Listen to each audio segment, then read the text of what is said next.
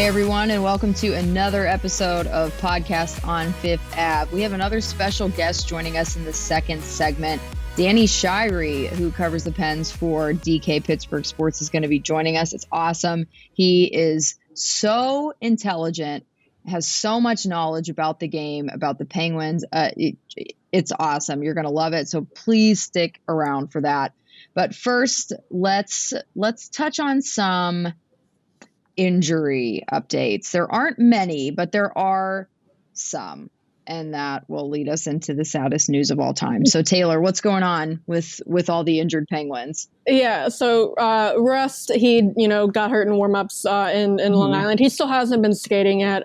Still week to week. He was Wednesday's practice. Before the start of practice, he was standing, in his workout clothes, like hanging out the bench door with his stick, like stick handling and taking shots from the bench door. So he's working out. He's around the team. Just hasn't been skating yet. Zucker missed practice Wednesday, just a maintenance day. So that's good news. Malkin has been skating non-contact jerseys still. Wednesday's practice, he did start mixing in on the fourth line at center and wing, just taking some shifts, still not taking contact. So really not clear when he's going to be back. But the bad news, Jake Guentzel in Seattle, we don't know when it may have happened, but he's now week to week with an upper body injury. It seems likely that happened in Seattle.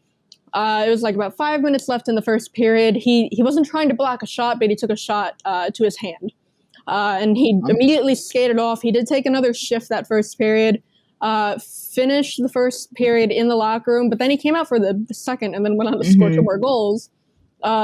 So he was feeling fine to finish that game, but it seems nothing else happened to him that game that stands out. Yeah. So it seems likely that that's what he's dealing with. But yeah, week-to-week upper body injury, huge loss, obviously. Yeah. My God, that is critical with the point streak that he was on. Was it 12 or 13 games? 13. 13. Yeah. Oh, my God. That is such a blow to the Penguins. And for his season, too. If you think about just him as an individual player, he was on such a tear and on pace for an insane amount of goals and points for the season. So now that he's out week to week, that's obviously logic, better than month to month. But at the same time, like that could turn into a month or two. We have no idea. And that just he was our best player. He was performing at such a high level. Like, honestly, you could argue the best of his career. He was playing that well. So, Jenna, what does that mean for this team right now? What is it going to look like to try to compensate for the production he was providing? Well, that's what they're going to have to figure out, because I think it was before the Seattle game, Mike Sullivan was saying that they need to find more depth scoring. They need to get more defensemen involved. I feel like it's been... I can't remember, when was the last time we saw a defenseman score a goal for the Penguins this season? Has it been recent? I feel like you can't. I want to say it was on one of the TV broadcasts ahead of the game, but like the rate at which defensemen were scoring for the Penguins at this time last year, or this point in the season last year versus this point in the season this year is drastically less than what it was last year. And obviously different circumstances, things along those lines, but there's just, Mike Sullivan was saying that they need guys to step up. And this was when Jake was the only one it felt like that was scoring. So now when you're losing your leading scorer, your leading point getter, you're going to need those other guys. You're going to need guys who have already stepped up, guys like Danton Heinen, Jeff Carter, Jason Zucker. You're going to need players like that. And I think that line to me is very, very interesting. And we saw some really good glimpses of it in the Seattle game. I liked it a lot just in terms of the chances they were generating. I think that's going to be something that they can build on. But they're going to just you're going to need guys to step up. Just, it's the classic get pucks to the net and see what happens. But I mean, you look at Jeff Carter's 2 goals against Seattle, get pucks to the net, see what happens.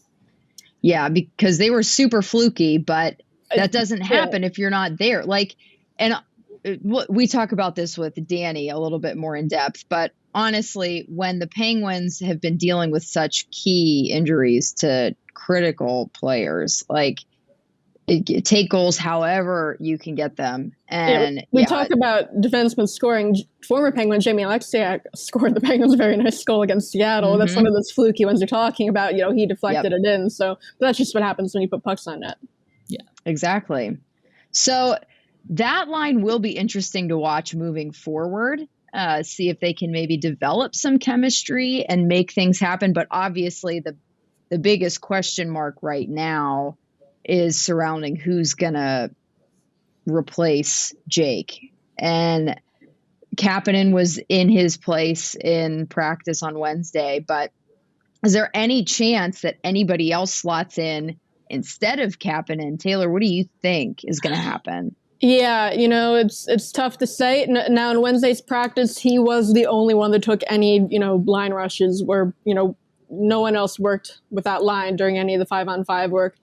So, Sullivan did say, he has finishing ability, size, speed, all that. They like what he can bring. He did say they're still trying to work out some bad habits out of him, but, I think they're hoping that putting Kapanen on that line can help kind of break him out of his funk, because they're really not getting what they want out of Kapanen this season as far as production.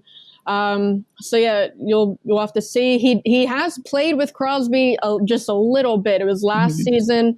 Early in the season, it was in February. It was only really around 6 games. And I looked when they were on the ice together, they scored 4 goals allowed 2. It's a really small sample size, so I don't know how much of that you can read into. But if Guentzel's week to week, not a whole lot of other options. Zucker maybe a possibility, but then he hasn't been that great this season either. He wasn't at practice again Wednesday, so we wouldn't have seen. They do practice on Thursday, where maybe we might see them try other combinations. But right now, it's looking like Rodriguez, Crosby, and Kapanen is your top line. Jenna, is there anybody else you would want to see in that role?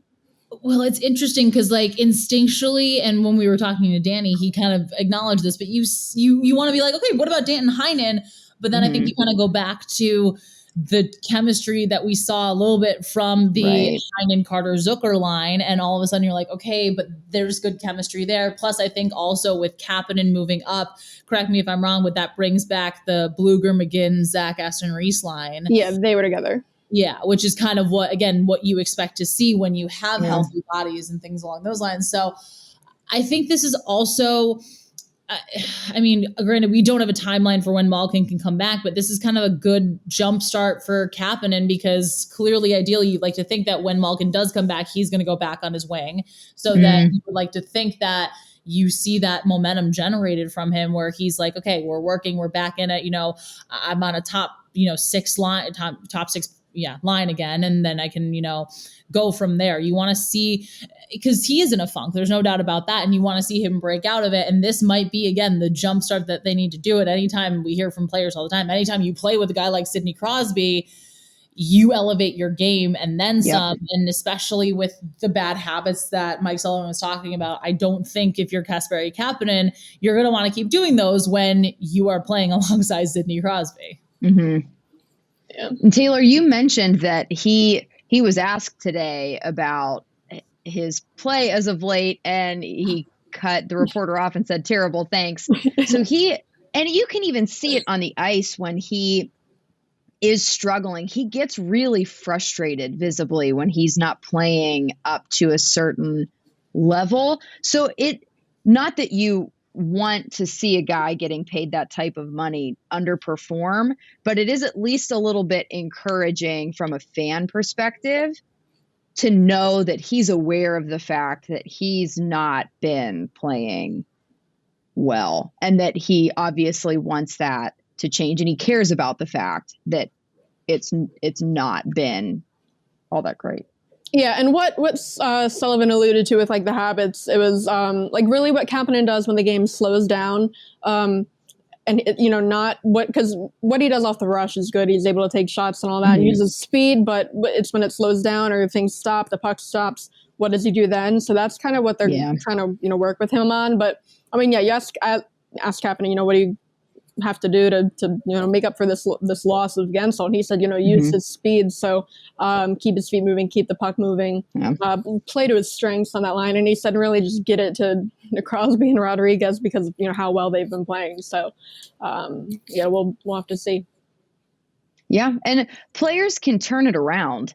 Sometimes it feels like on a dime. And I know that people were kind of apprehensive about Casey DeSmith starting against Seattle on Monday, but he played really well. And to be fair, the entire team played really well. It felt like from the second they skated out onto the ice, they knew they were going to win the game, and they got 3 goals within the first 5 minutes. So that's a pretty solid start. However, Casey DeSmith looked really, really, really good in his first win of the season. And that was somebody that people were rightfully so concerned about, because it obviously, when Jarry's playing as well as he has been, that's not a concern. But what do you do if there's an injury?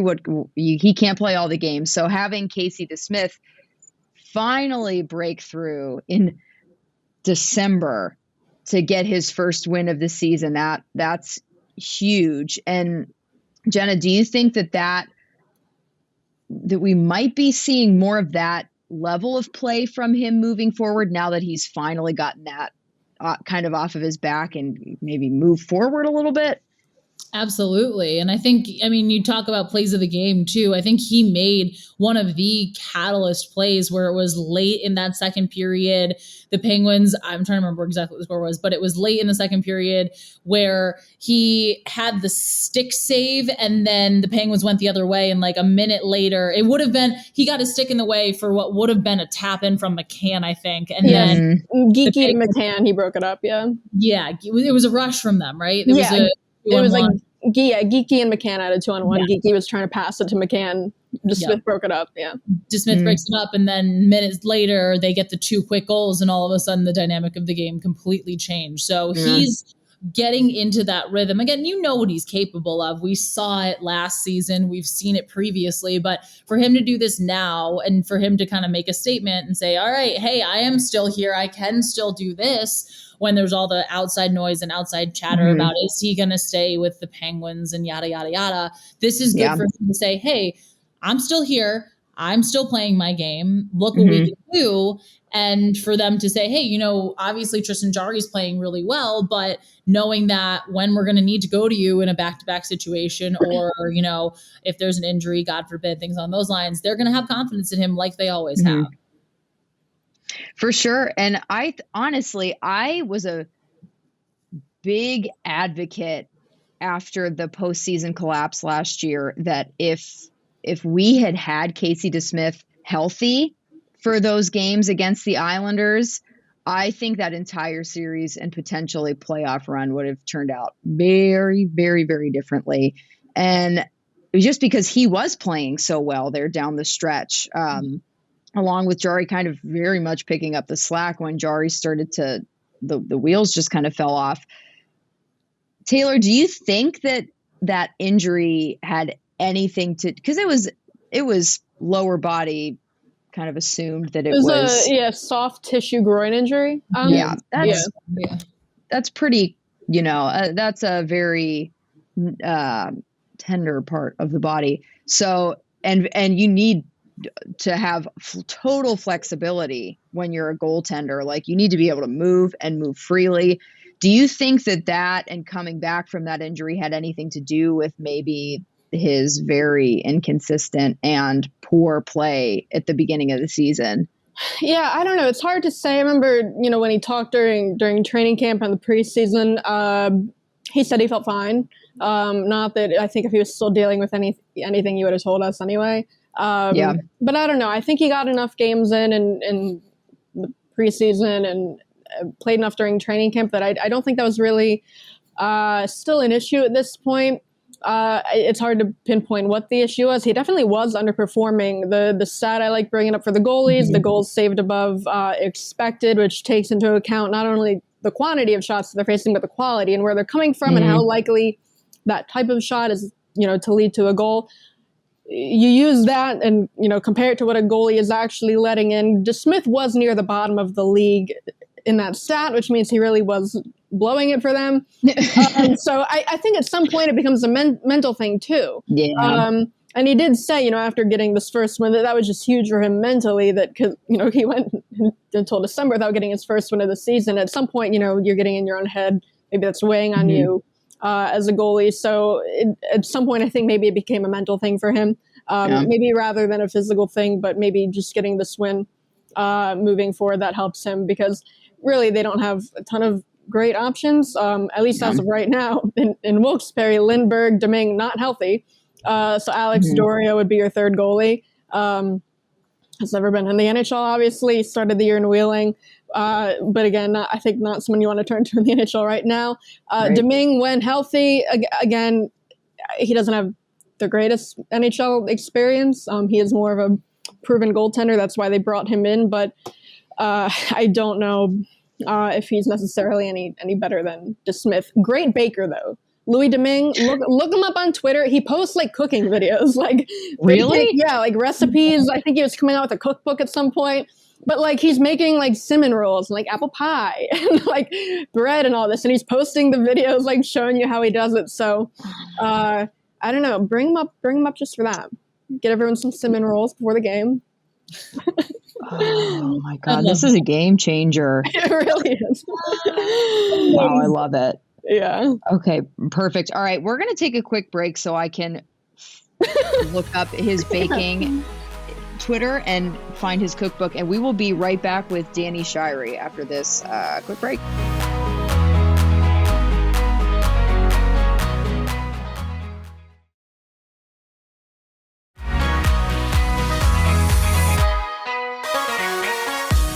And we are back, and we are joined this segment by DK Pittsburgh Sports Penguins analyst, Danny Shirey. Danny, thank you for being here with us. Yeah, thank you so much for having me. I'm really excited to be here with you. Oh, yeah, you are like a savant on all things analytics and hockey and just knowing the game inside and out. So we really are just so pumped to have you here. And I know that you have some thoughts that you really want to share about the King of Pittsburgh, Big Jeff Carter. Apparently you aren't as high on him and his play as of late as the rest of the city is. Can you fill us in as to why you don't think he's been playing so well?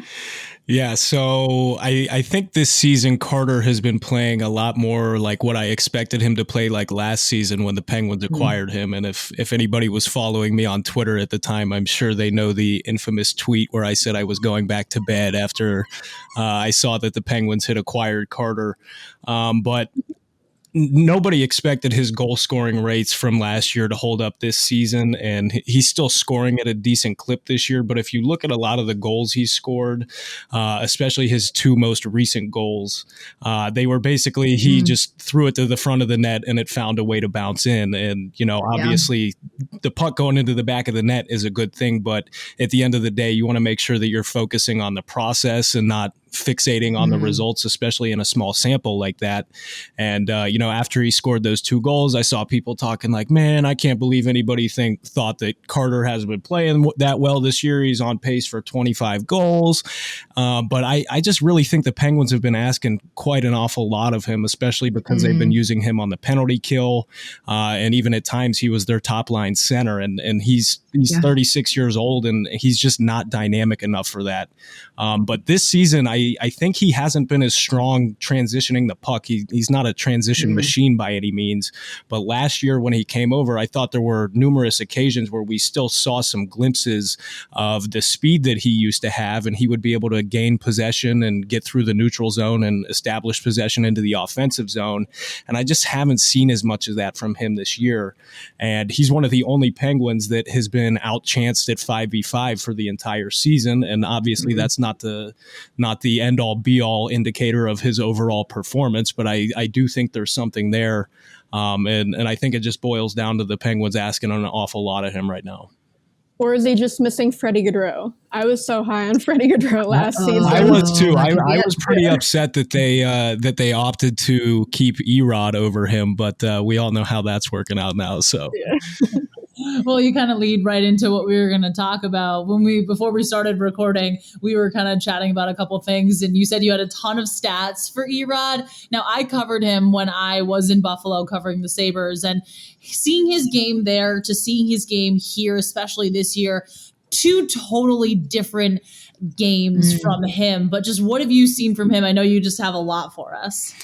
Yeah, the biggest thing is that I love his willingness to hang on to the puck. We see a lot of these, especially these middle six guys, that, you know, at the first sign of trouble, if a defender's in front of them or if they don't have any support, they'll kind of just chip it up the boards or into open ice at the other end of the rink. But Rodriguez, that hasn't been the case. If he doesn't have a play to make, he's going to hang on to the puck and use his skating ability. And he's actually got some pretty decent hands as well, to open up his own lanes, and it provides more time for him, for his line mates to get down ice and support him, and him becoming a threat has opened up more ice for his line mates as well, because the defense has to respect him. But the stats that I was referring to, and I tweeted one of these this morning, but the biggest one that's standing out to me right now is that Rodriguez ranks 7th among NHL forwards in goals above replacement. Now that metric, I again, don't think it's the end all be all of ranking players. And there's a lot of context that goes into that when you need to cite those statistics. But I do think it speaks to how well he has played this season. And that goes for both ends of the ice. I mean, if you look at the Penguins heat maps, when he's on the ice, the Penguins are basically shooting from everywhere on the ice at a higher rate than league average. But if you look at the defensive side, there's a giant blue pool in front of the Penguins net in the most dangerous areas of the ice. And of course, you know, he's one of 5 skaters out there. And I think the Penguins defense has done a really good job of protecting that net front. But I think a lot of the things that Rodriguez does in the defensive zone, as well as the things he's doing in the offensive zone to prolong possession, are leading to such strong metrics.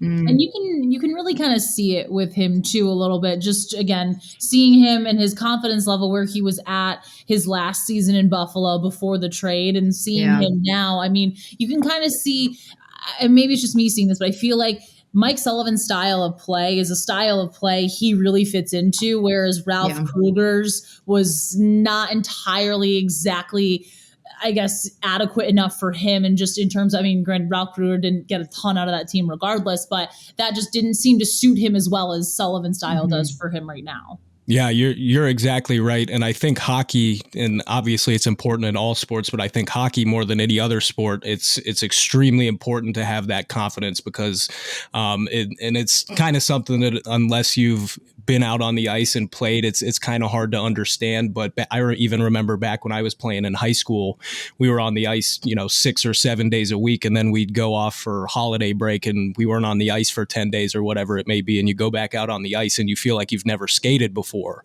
And I definitely see that confidence in Rodriguez, obviously, because guys that don't have the confidence aren't going to try and make the plays that he's been making.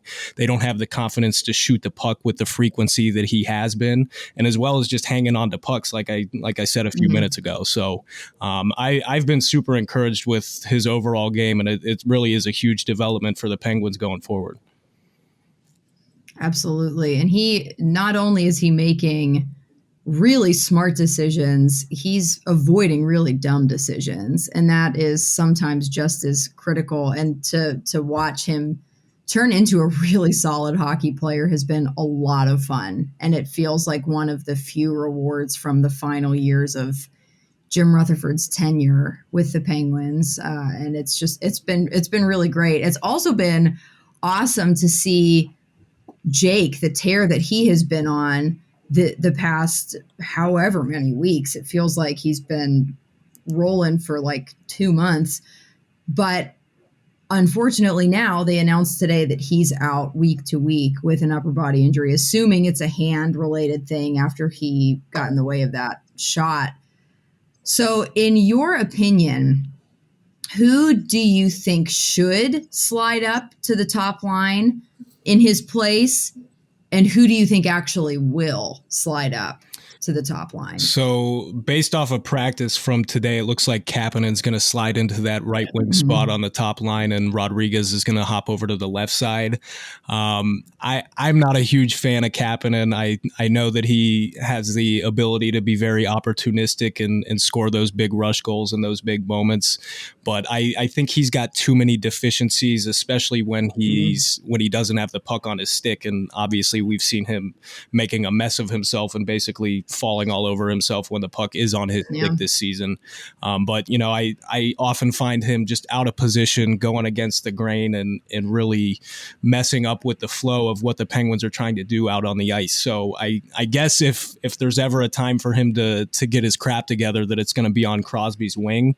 But if I were making the decisions, I would probably leave Rodriguez over on the right side, and I'd be promoting Danton Heinen into that top left wing spot, just because I've been so impressed with him this year, and aside from the first few weeks, he really hasn't had all that big of a role, just with the way the lines have shaked out. But he's been extremely effective at getting the Penguins, not only with his individual shots, but with his playmaking ability too, to get the Penguins to the front of the net and the slot area to create a lot of chances. And he's not a bad defensive player either. He's not going to win any Selke awards, but he's just a very cerebral player. Is good with the puck in tight spaces, always knows where his teammates at and where the lanes are. So I've been super encouraged with him as well, and he would be my choice for that top spot. Kapanen, he was asked to evaluate his own play as of late after practice, and he didn't even let the reporter finish the question. He just said, "Terrible, thanks."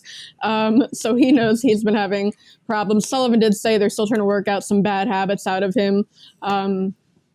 Kapanen said he's just looking to use the speed in that new role. But I wanted to ask you about Dominic Simone. I've been, I guess, an advocate of Dominic Simone, at least just being in the lineup. I know a lot of Penguins fans don't agree. He definitely is a lightning rod. It seems like a lot this season either want to put him on a rocket ship and send him to the moon, or they agree with me. I think he's been fine. I know I've looked at, just like the on ice, like shot attempts against or shots on goal against. And last I looked, he was second behind Rodriguez. So what have you seen from Dominic Simone? Yeah, I've seen a lot of the things that we've been accustomed to seeing with Simone. Obviously, the giant knock on him is that he can't finish his chances. But the thing that has happened or transpired through the first 20-so games of the season this year is that the Penguins have been good defensively with Simone on the ice, and they've been generating a decent amount of offense with him on the ice as well. But combining his individual finishing as well as his on-ice finishing, playing with bottom six line mates for the most part, the Penguins are almost scoring a goal fewer than what's expected of them based on their chances. So I'm inclined to believe that will kind of regress positively toward the mean over time. But at the same time, we do know that Simone is not the most gifted finisher in the world, and he's not going to be putting a lot of pucks in the back of the net. So I think if he keeps doing what he's doing, his teammates and line mates finishing will come around eventually. But even if it doesn't, the Penguins know that they're going to have solid two-way play whenever he's on the ice, and I think he just needs to keep doing his thing. Yeah, I mean, he knows his finishing ability isn't great. He's definitely aware of that. And even going back to Wilkes-Barre, I remember the first time I talked to him when he was in Wilkes-Barre, it was his second year down there, and his goals had really dropped off from the last season, but his assists had gone up. And I remember I asked him, like, is that, an increased focus on playmaking this season? And he's like, oh, no, my shot's just bad. I'm like, oh, okay. So that's just who he is. He knows what he is, but he's not trying to be a sniper. So I don't know. I think on the fourth line, you could really ask for a whole lot more at this point. Yeah, he's been performing really well, and he's fun to watch. But whether it's exciting or frustrating, he always provides some level of anxiety, and it's a lot of interesting plays. But he is a polarizing figure, and always has been. In every single, like when he was here originally, when he came back, people were either so excited to have him, or like, like you said, Taylor. The other thing with Simone too is that everybody's like, yeah, well, if he's creating chances, but at some point you got to put the puck in the back of the net. And I'm just sitting here thinking, I'm like, well, yes, we would prefer the puck go in the back of the net a little bit more frequently, but would you prefer a player that is not putting the puck in the back of the net and is also getting cratered while he's out on the ice? So I've just never understood the sentiment. Yes, you want him to score more. You want everybody to score more, but at the end of the day, if a player is on the ice and your team is controlling the lion's share of goals, shots, shot attempts, and even the expected goals, I don't know that you can chastise a player for that, especially when he's got upside aside from just his finishing. Well, and going back, and you have. Go ahead. Going back to his first in Pittsburgh, not his last season in Pittsburgh, but the one before that, when he was on the top line for a fair bit. The top line did better with him on it than anyone else. So Hornquist, whoever else was on that line. And I put that out there, and a lot of people are saying like what you're saying, like, yeah, but he's got to finish. But it's like, no, but if they're doing better with him on it, you don't get any extra points for having more evenly distributed scoring. If he's with Guentzel and Crosby, he doesn't need to be the finisher. He just needs to get them the puck. It was funny. I did ask him that season, do you know what Corsi is? And he said, what? No. And I explained it to him, like the concept, and he's like, never heard of that. It's like, well, you're really good at it. And he's like, okay. Just did not care. So, just an interesting guy.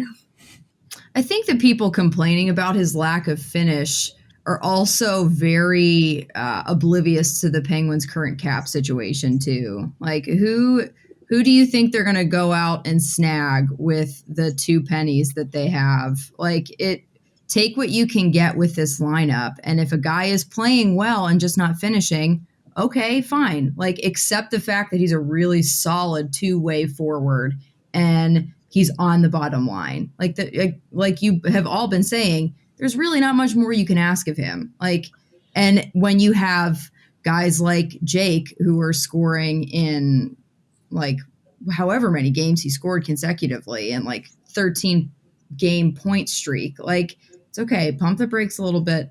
Don't bring out your pitchforks against Simone. Like, he's a reliable dude. That's really all you can ask. And I don't know what the alternative is, because what Lafferty is, the extra Lafferty's, do you really want Lafferty? And no. the guys in Wilkes-Barre, Kool-Aid and Hollander, Legray, really not ready yet. Talking to, JD Forrest down there and, Legray down there, those guys, it's really just about, their decisions in the defensive zone. Things happen a lot faster at the pro level than what they're used to, either in juniors or Europe and Hollander's case. And none of the guys down there really scored. Those 3, they're really not putting up the points that I think we expected either. So Simone's not taking anything away from them. And even if they were ready, I don't think you'd want to bring them up just to put them on the 4th line, limited minutes. So I think Simone's fine on the 4th line. Right. And to kind of piggyback off of your point, Jordan, and I truly mean no disrespect to anybody that is listening to this or is watching the game, but I think there's a significant portion of hockey fans that just don't know what they're watching aside from seeing the puck go in the back of the net. And that's been a big catalyst for a lot of the work that I do, because I just like to share my insights and what I'm seeing and how things are developing away and aside from just the puck going in the back of the net. So I can understand people's frustration that, God, every time I see this dude with a prime scoring chance, it ends up right in the goalie's crest. I completely get it.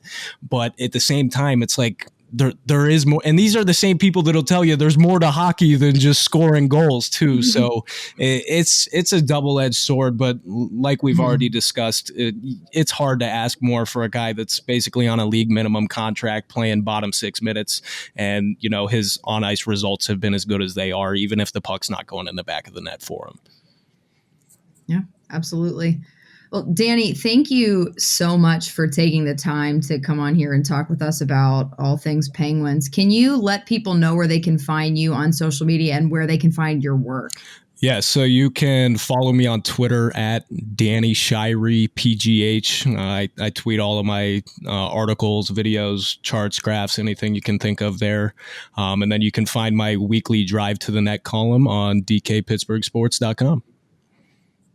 And it is definitely worth following him and keeping up with the stuff that he writes and puts out there, because it is really informative and it's really helpful for people like me who are still relatively new to the world of analytics. It's an awesome gateway in with all of your insight, and the way that you explain it is just excellent. So we just appreciate what you do and appreciate you being here. Thank you again.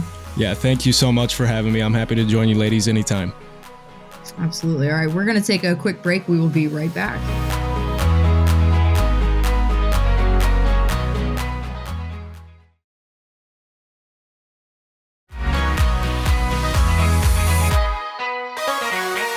And we're back once again. Thank you again to Danny for coming on to talk with us. That was awesome. We really enjoyed it. Something else we enjoyed, Bruce Boudreau is back. He's back coaching the Canucks, and it's been a riot so far, to say the least. Taylor, what's going on with that situation? Give us a little bit more, Bruce. I know people always make jokes like, the NHL, they recycle coaches. It's like, when can we get anyone, just new in the league? And I'm that way too. But then, you see the Canucks hire Boudreau, and I'm like, this is the greatest thing. Because the league is better for having him in it, just because he's so personable. And it goes back to, you got to go back to 2010-11 season. You have to remember, like, back then, we didn't have, like the Penguins have In the Room. A bunch of teams have their own like documentaries. What the Leafs had one that was like on Amazon Prime. Back then, you didn't have any of that. You really didn't see any of the behind the scenes. I don't even think you could post videos on Twitter back then. So then HBO comes out with 24/7, where they're going to follow the Penguins and the Capitals. It's the height of really the kind of Crosby-Ovechkin rivalry, if you want to call it that. It's a manufactured rivalry, really. And then it's also the Winter Classic, which back when it was a cool thing to play outside. Yeah. Now it's never done. So it's like the biggest thing. And there's all this build up. And the star from that series, 24/7, really was Bruce Boudreau, just because he's so interesting. And just from watching these press conferences he's doing with the Canucks, it's everything. He's saying something just hilarious. He hasn't coached, in a while. He's been doing kind of like the media stuff since he got fired last. But, he's like, I thought I was going to die out there, like talking about the morning skate, just being back out there himself. And then that was his introductory press conference. And then the following day, practice, I guess there are fewer media people there. And he sits down and he's like, what? And he's like, all the phonies are gone. And he's like, did they give out like free meal yesterday? There were like 150 here. It's like, no, there's only a couple of you. So what he said, he's like, my philosophy is why do we let opposing teams into our zone ever? And it's like, great observation. And it was funny. I don't know if you saw, because, his first game, they won 4-0, which was great. And then the fans are chanting, Bruce, there it is. Oh my God. Which is the funniest thing. And, he was asked about it, and he said, if we lose the next one, they might be chanting, Bruce, there it goes. They're very good. Which is like, you don't really see a lot of coaches like cracking jokes like this. And he's always been like that. Like the two things I pulled up from when he was with the Wild, when the mumps were going around, he said, this is, 2017, he said, he's staying away from the Wild players diagnosed with mumps. And the quote, I'm already fat enough. I don't need to get lumpy anymore. You're like, okay. This is what we need in the NHL. You need coaches like this. Really, really you do. It's so entertaining. Another funny one. This is from 2018. The tweet is from Michael Russo, who covers the team. And the tweet starts out, there's a fire alarm at the Wild's hotel at 2 a.m. I guess they're on the road. The alarm blared for 30 minutes. People evacuated for an hour. Boudreau stayed in bed. Quote, I wasn't going to walk down 15 flights of stairs. I didn't smell any smoke. I said, I'm chancing it, which is just like hilarious. And like, I remember when he was with the Wild and, I covered, their morning skate when they were in Pittsburgh one day, and we're standing around like, outside the locker room, waiting for him to talk. And he's just kind of standing around like BSing with all of us. And blaring from the Wild's locker room is Elvis, just like a couple Elvis songs. And like one of the writers was like, Elvis, Like, what? And then Boudreau was like, oh yeah, we got a couple guys on the team old enough to have seen him live. Like, because like the Wild did have like a couple of older guys on the team at the time. I think that was like, like Stahl, Parise, Suter, but just he's so funny, and it's so great to have him back. I'm so disappointed that the Canucks were already here, and now that we have to wait until next season to have Boudreau come back to Pittsburgh. But yeah, he's the greatest. He's a lot of fun. We talked about this already, but we need to get together to watch that 24/7 because, oh my God, I need some of that in my life immediately. Yeah. So what else is going on around the league? I don't pay a ton of attention to other teams. I know that every week it feels like there's something crazy that happened or some kind of wonky play or some kind of like insane happening. What's going on? Well, that would have been Tuesday night's unreal lacrosse assist from Trevor Zegras. And go look it up. You got to go watch it. This is the most beautiful assist I've ever seen because it's the Michigan / lacrosse goal, whatever you want to call it. Trevor Zegras, when the Ducks were playing the Sabres, was behind the net. You saw him go to do it.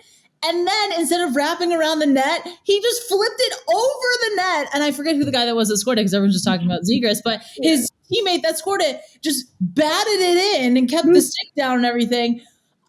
I think it broke the internet yesterday. Everybody could not stop talking about it. His reaction might be funnier because just the stills from after it goes in, you just see him like holding his head like he didn't even worked. Yeah. And then on the bench when they're watching the replay, he's just like laughing and just you could see. I mean, Trevor Zegras, my God, we are going to have so much fun watching this kid for so long. He is ridiculously talented and then some, but that goal was one of the ones that assist where you just sit there and you're like, oh my, you don't have words. You don't have words. Yep. Well, and the goalie he did it on was Ukko-Pekka Luukkonen, who the Sabres had just caught up from Rochester. He played well. I mean, the Sabres lost 2-0 that game, but I thought it was funny. Like, so Luukkonen probably maybe I don't know, expecting the Michigan because looking. So when he was in Cincinnati in the ECHL, a Wheeling player scored a Michigan goal on Ukko-Pekka Luukkonen and Brennan Hawkins. So Luukkonen's, pretty familiar, I guess, a little familiar with that. He's gotten scored on by Michigan before, but I don't think we've ever seen a Michigan assist anywhere. So there's no way to prepare for that. It was wild. I think I saw it when I was at work. So my brain didn't even quite register what I had seen. I was just scrolling through Twitter very casually. I was like, what? And then I just kept going.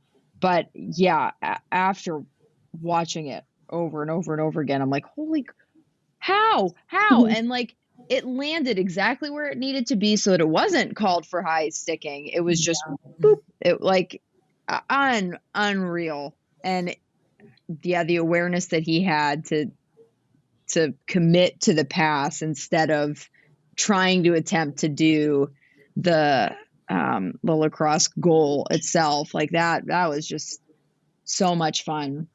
You know what else was fun?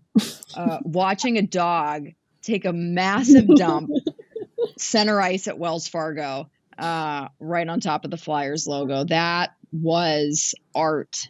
Like, life imitating art imitating life. It was so seamless that it all just kind of came together. I don't know, you could make that into a painting and I would buy it and hang it somewhere on my wall. Elaine Vigneault, the day they fired their coach. Poetry. Oh, it's beautiful. It was amazing. Yep, that dog, good boy, the best boy. The best boy. Yeah, I don't know. Flyers fans are honestly like really funny people. Maybe because they've been bad for so long, they've just learned to accept it. But I don't know, just the tweets that I saw, like some of them making about, I mean, because that was a crazy day, but like the dog crapping on the logo, the tweet I pulled up, I thought was funny. The account is Fly Goals Scored By, but like they're trying to make it sound like, generic hockey player, quotes. And it said like, we just got to dig deep, dog craps on your ice. We got to address that. I'm proud of the way the team handled the dog poop. We played a 200-foot game, but, tough sledding out there covered in dog crap. Like, Oh my God. It's just so funny. Like, dogs, gotta poop. I kept telling the guys that dogs poop. It's up to us to not skate directly into it. It's just so funny. It was like, I don't know why the dog, I think it was a police thing. And because there was like German shepherds, and I think they were just taking like a photo, but it's like, I don't know. It was on the logo. I mean, you just couldn't script it any better. You could not script it any better. It's a metaphor for their season. A little bit. Yep. A metaphor for their entire trajectory since they last won the cup over 17. Have we hit the 17,000 marker yet? 17,000 I know we were days, quickly approaching it. Yeah. I just know 1975. Yep. Yeah. There's a Twitter account since the Flyers last cup, and they tweet it out every so often. Every day. Yeah. 16,996 days yesterday. So the 17,000 day mark will be when they're in Arizona, I believe, playing the Coyotes. And that's coming up very, very quickly. And I know that Twitter account tweeted out that they wanted to find somebody who was going to be at the game in Arizona to take a sign and bring it. So be on the lookout for that. Yeah, that's going to be happening on Saturday. That's the 17,000th day. So Mike Yeo, the assistant coach, he's their interim head coach now. They're still going to be looking for a head coach. I mean, Mike Yeo, I'm assuming, would be in consideration. Dude, we got to assume Tocchet in consideration, just the guys that are still out there. And, given Tocchet's connection to Philly, you think got to seem like he's a good contender for that job. But does that make Kessel, likely to end up in Philly? Oh, don't. I don't know. Don't. Kessel did want to go to a contender, so I think that would rule out Philly. but Tocchet, I don't know. He's doing the TV broadcast now on TNT. He's been pretty good on that. He did. But since we last recorded Tocchet, he did tell that story on TNT about it was one of the cup runs, and he said he brought a brand new, it was like I think an $1,800 suit for the playoffs. And I guess the first two games he wore it, they lost. And he said Crosby pulled him aside and he said, "Hey, Toc, you're 0-2 in that suit. Put it in the closet." And Tocchet said he never wore it again. So I don't know. And that's such like a Crosby thing. Like it's so perfectly said. It really is. All those little things. Like I've heard. I mean, you hear former teammates tell stories all the time about how just like the littlest things of like, they lose, he'll avoid that. Or if, something tiny happens and they win, it's like, you got to keep doing that. It was something like, I think, when Paul Martin came in, he asked Paul Martin to like tie down it was maybe his back strap or something. It was something like the equipment related. And other guys are like, don't do it because if you do and then they win, you're going to have to do that every game. Like, so it's just the little things. I think that's so funny that he just kept track in his head, Tocchet wore that suit 2 times and he lost. Like, just can't do it. Does he have like a little notebook, like in his locker? Like, okay, like Letang purple suit, doing pretty good. Does he, pull Letang aside? Like, hey, can you wear the purple suit? Like, we need a boost. It's ridiculous. Well, that's why the Penguins have won recently and the Flyers haven't won since 1975. I mean, let's be real. Winning ways. Thank you, everybody, for listening to another episode of Podcast on Fifth Ave. If you haven't already, make sure you're subscribed, whether it's on YouTube or wherever it is you listen to podcasts. New episodes drop every Thursday. So we will see you back here, same time next week.